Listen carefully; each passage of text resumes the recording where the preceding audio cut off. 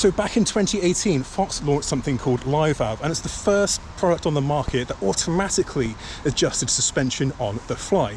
Then, of course, RockShox's flight attendant kind of stole the glory, being a completely wireless setup. But now that's all set to change, because here we have a lovely Yeti SB160 setup with the very latest Fox Live Valve. So we're going to go over it and then have a little ride and tell you what it's all about. So this is Fox Live Valve Neo, and the big difference compared to the regular Live Valve is that it's completely wireless, so it runs on a battery and there's sensors all around the bike. What's important to note is that this suspension system works only on the shock, so there's no fork lockout or anything like that. That remains completely open, whereas when this is on, this remains locked out and activates as and when it needs to. How does it do that? It does it through a couple of sensors. So there are two sensors on the bike. There's one at the back mounted around the rear brake and one at the front. And they both do the same thing, but slightly differently. So the front accounts for the angle of the bike and it senses any bumps, whereas the rear one just senses bumps. So either wheel can activate the system or the suspension independently of each other. So that's great if you land on the rear wheel only or things like that, in very select conditions, must I say. So that is pretty much all the details on the Live Valve Neo, but of course we saw the Transfer Neo come out a couple of weeks ago, so we've got that to play with as well. So of course we've got this Yeti SB160. we're going to go do some riding in some very horrendous conditions, and I'll try to bring you some impressions as we ride it. Alright, so descending, we've just done a climb where the thing basically locked out, and it does open up like that. And that dive there was not ready for that drop. It feels like any other enduro bike now. And so I'm told that this changes. Ooh, hit my arse there. So I'm told that this changes in a 70th of a second. So hardly notice it. And to be fair, I've not noticed it yet. But where that little pedal was, the bike really picked up, where the shock clearly locked out a little bit, but it still remains like just about active. So unlike competing units from RockShox, there is no like middling mode. So it's either open or shut, but it's making that adjustment between the two, flicking in and out of firm and open. They've got some actual names for that. In such a short amount of time, where it feels really natural. Like the shock is open, it's not distracting, and I'm able to ride just like normal. I'm not counting for anything. It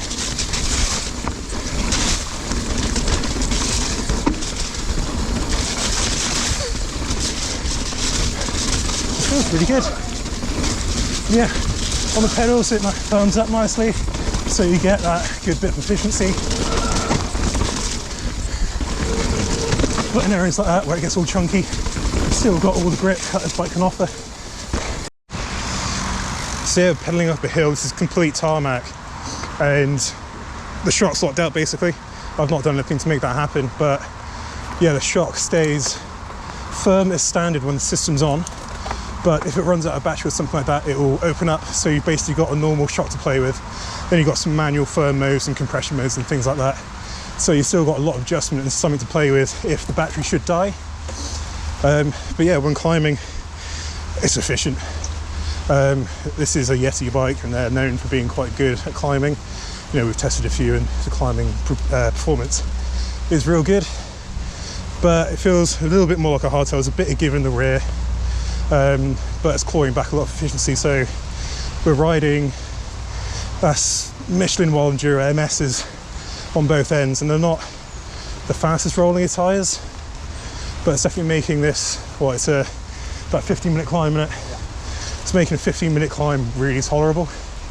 We'll go do a bit more down. So of course the system does change when you're going up the hill as well, and that's quite noticeable when you hit in like rougher sections of climb, but then the bike still gives you all of the traction. So, you know, usually when you're locked out, the bike can stiffen up quite a lot, and then you'll spin out the rear wheel, and that's not good for anyone really, is it? Ooh. I mean, over that Overall, this is completely open, it's doing a good job of soaking up bumps. Sneaky. Excuse my riding, please, it's dreadful today. But yeah, on this kind of stuff, it feels like just any normal mountain bike. But yeah, putting the power down there, you can feel it firm up. And it's just all about balancing traction and efficiency. So it's meant to be when you're powering out of berms, firms up, a bit like that. I've got quite a lot of compression damping thrown on there to give me support in that little compression.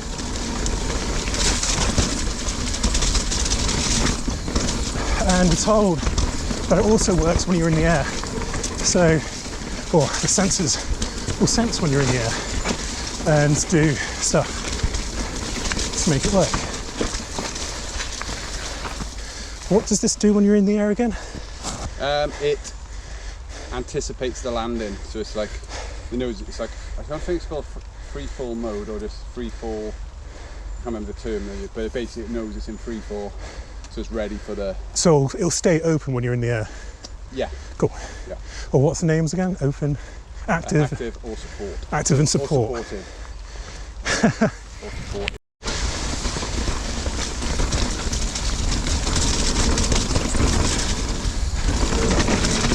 In areas like that, you can feel that firm right up. It'll just give you, loads of energy to put into a pump. It's a good system, it works well.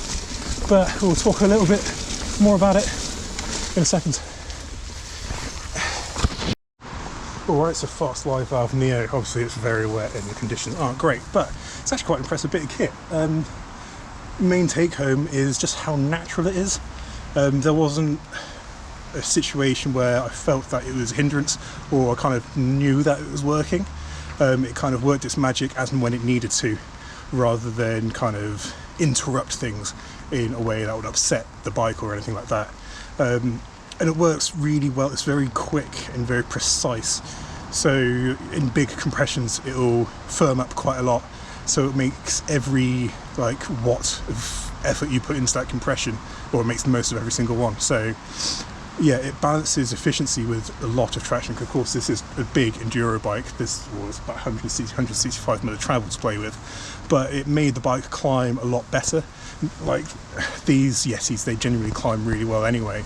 But the main kind of another take home is that if you have a bike that doesn't climb very well or it bobs quite a lot under load, but it descends really nicely, which is typically the case, this will firm it up and you'll get a lot more climbing performance.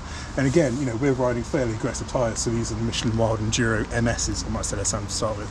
And you know, they're not the fastest rolling of tyres, but where the system firmed everything up really nicely, you know, there was a lot of pedalling efficiency to play with.